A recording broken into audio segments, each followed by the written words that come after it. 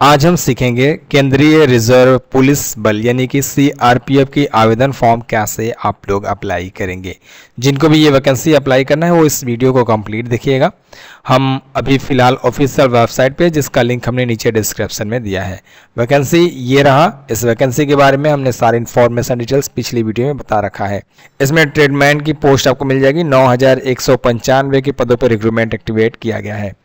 20 से ये form apply होना स्टार्ट हो गया है और इसकी लास्ट डेट 19 मई 2025 है।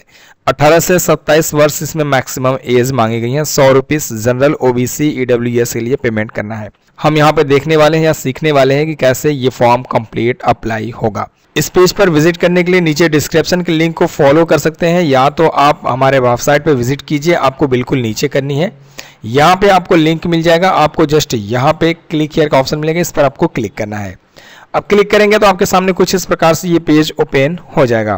अब सबसे पहले हमें इसमें क्या करना है, रजिस्ट्रेशन करना है। यहाँ पे हमें ऑप्शन मिलता है रजिस्टर्ड का, इस पर हम क्लिक करेंगे। अगर आपने पहले से रजिस्ट्रेशन किया है तो आप लॉग इन कर सकते हैं। फिलहाल रजिस्ट्रेशन करने के लिए यहाँ पे कैंडिडेट का नाम लिखना है, यहाँ पे ईमेल आईडी लिखनी है और यहाँ पे मोबाइल नंबर लिखनी है। और यहाँ पे आपको एक बटन मिलेगा जनरेट ओटीपी का, इस पर आपको क्लिक करनी है।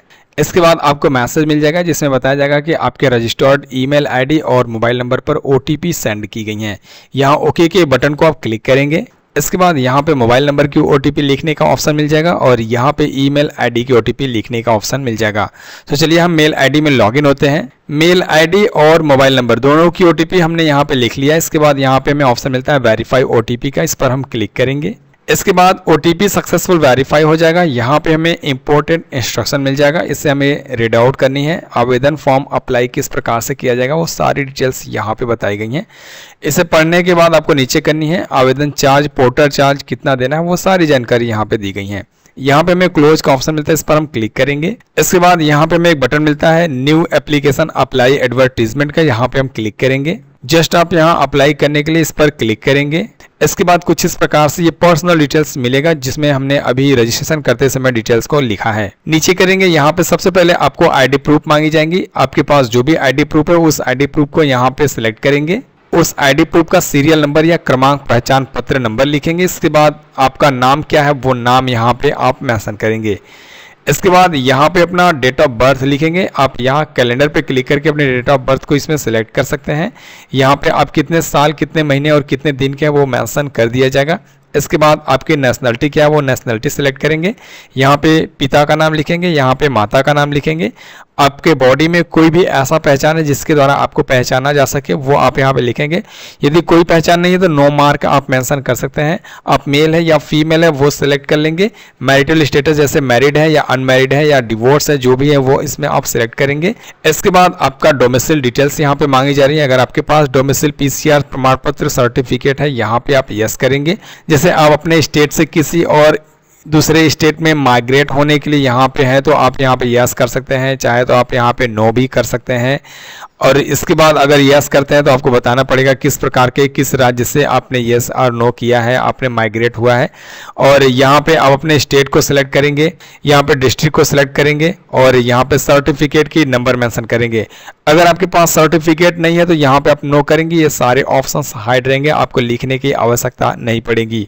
इसके बाद नीचे कर लेनी है, अपना रिलीजन यहाँ पे सिलेक्ट करना है। इसके बाद यहाँ पे कैटेगरी आपको सिलेक्ट करनी है, किस कैटेगरी से आप आते हैं। अगर आप किसी और कैटेगरी से आते हैं तो वो भी कैटेगरी यहाँ पे आप सिलेक्ट कर सकते हैं। सबसे पहले यहाँ पे कास्ट सर्टिफिकेट का नंबर मेंशन करेंगे। इसके बाद सर्टिफिकेट कहाँ से, किस राज्य के द्वारा जारी की गई है वो राज्य यहाँ पे आप सिलेक्ट करेंगे। इसके बाद सर्टिफिकेट किस माध्यम से, किस डिस्ट्रिक्ट के माध्यम से जारी किया गया वो आप यहाँ पे सिलेक्ट करेंगे। सर्टिफिकेट किसके द्वारा जारी की गई है वो यहाँ पे आप सिलेक्ट कर लेंगे। सर्टिफिकेट कब जारी की गई है, किस डेट को जारी की गई है वो डेट यहाँ पे आप सिलेक्ट कर लेंगे। इसमें सर्विसमैन की भी आवेदन फॉर्म जारी की गई है। अगर आप सर्विसमैन है तो वो आप यहाँ पे डिटेल्स सारे कुछ बताने पड़ेंगे। भूतपूर्व सैनिक हैं, आपको ये सब सर्टिफिकेट प्रोवाइड करना पड़ेगा।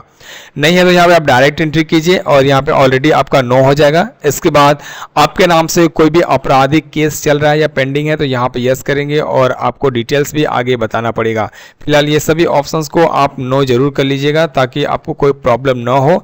क्या आपके पास कोई भी उपलब्धि है, यदि आपके पास कोई भी अचीवमेंट है तो यहाँ पे आप यस करेंगे और वो अचीवमेंट का डिटेल्स यहाँ पे व्यूअर के साथ देंगे, नहीं है तो यहाँ पे आप नो कर लेंगे। आपको पोस्ट सेलेक्ट करना है, किस पोस्ट के लिए आप ये फॉर्म अप्लाई करेंगे। ट्रेडमैन के द्वारा कई प्रकार की यहाँ पे आपको पोस्टें मिल जाएंगी। जिस भी पोस्ट को आप अप्लाई करना चाहते हैं उस पोस्ट को यहाँ पे आप सेलेक्ट कर सकते हैं। जिस पोस्ट को सिलेक्ट करेंगे उस पोस्ट के लिए आपके पास वो क्वालिफिकेशन होना बिल्कुल अनिवार्य है, तभी आप ये आवेदन फॉर्म कंप्लीट सबमिट कर सकते हैं। फिलहाल हम मेल इलेक्ट्रीशियन के लिए फॉर्म अप्लाई कर रहे हैं। सारे इन्फॉर्मेशन डिटेल्स को जब आप लिख लेंगे तो आपको यहाँ पे बटन मिल जाती है सेव एंड नेक्स्ट का, आपको इस बटन पे क्लिक करना पड़ेगा। जैसे ही हम सेव करेंगे पर्सनल डिटेल्स हमारा सक्सेसफुल सेव हो जाएगा। इसके बाद हमें अगला स्टेप कंप्लीट करना है जिसमें अपना एड्रेस आपको फिल करनी है।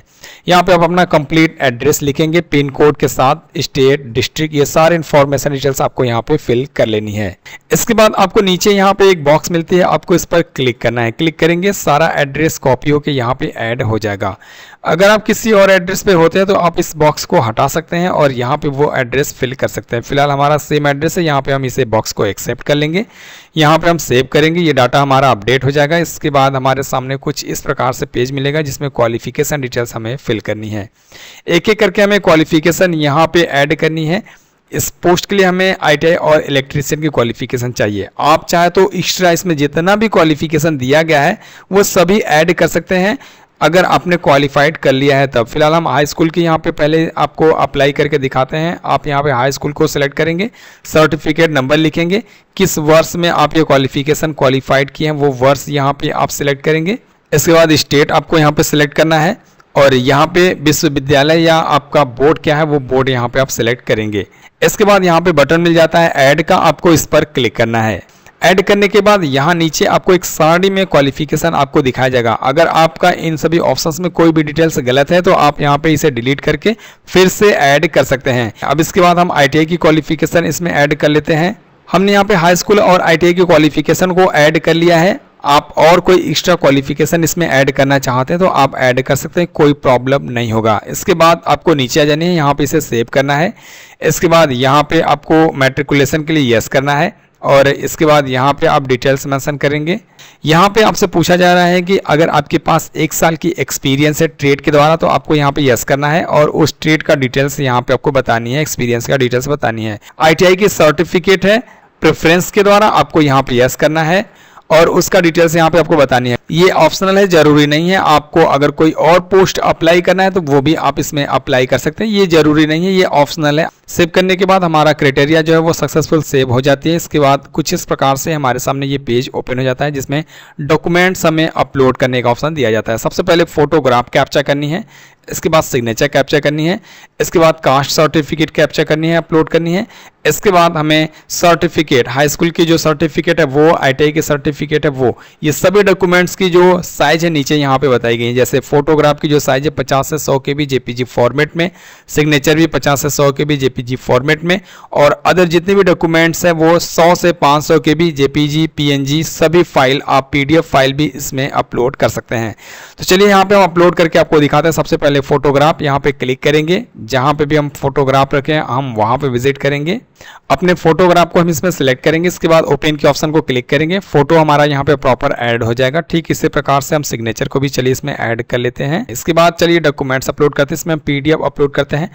सबसे पहले यहाँ पे हमें कास्ट सर्टिफिकेट अपलोड करनी है। यहाँ पे हम कास्ट को सर्च कर लेते हैं और इसे चाहे तो PDF या आप अपना JPG दोनों में से कोई भी अपलोड कर सकते हैं। जितनी भी फाइल्स मांगी गई हैं सारे फाइल्स को ऐड करने के बाद इसे एक्सेप्ट करनी है और यहाँ सेव एंड नेक्स्ट का ऑप्शन मिलता है, इस पर हम क्लिक करेंगे।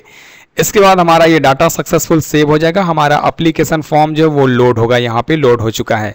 फी का हमें ऑप्शन दिखाया जा रहा है, स्टेटस जो है वो पेंडिंग दिखाया जा रहा है, अभी हमारा फी जो है वो पेमेंट नहीं हुआ, अनपेड यहाँ पे ऑप्शन दी जा रही हैं। किसी भी ऑप्शन में चेंज करना होगा, एडिट का ऑप्शन मिल जाता है, आप इसमें चेंजेज कर सकते हैं।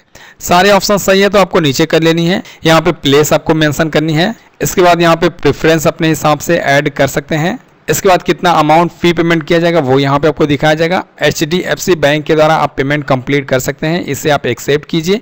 यहाँ पे नाउ के ऑप्शन को क्लिक कीजिए। इसके बाद ऑटोमेटिक आपको फी पेमेंट करने के ऑप्शन पे रिडायरेक्ट किया जाएगा, जिसमें आपको 3 प्रकार के ऑप्शंस मिल जाएंगे, कार्ड, नेट बैंकिंग, यूपीआई। आप किसी भी ऑप्शंस के द्वारा ये पेमेंट को कंप्लीट कर सकते हैं। ये SC ST के लिए है। अगर आप जनरल OBC कैटेगरी से आएंगे तो आपको 50 रुपीज़ या 100 रुपीज़ के साथ ये चार्ज भी आपको पेमेंट करना पड़ेगा। इस QR कोड को आप अपने किसी भी मोबाइल में UPI ऐप के द्वारा स्कैन करके पेमेंट को कंप्लीट कर सकते हैं। इसके बाद अपने आवेदन फॉर्म की प्रिंट आउट ले लेंगे। तो यहाँ तक हम आपको आवेदन फॉर्म का जो प्रोसेस है वो दिखा रहे हैं। आगे की प्रोसेस के लिए आप आसानी से कंप्लीट कर सकते हैं फी पेमेंट करने के बाद। फिलहाल का इस वीडियो में बस इतना ही। वीडियो अगर आप लोग को पसंद है तो लाइक कीजिएगा, शेयर कीजिएगा, कोई सवाल है तो कमेंट कीजिएगा। मिलते हैं आपसे अगली वीडियो में। गाइस बाय बाय, जय हिंद।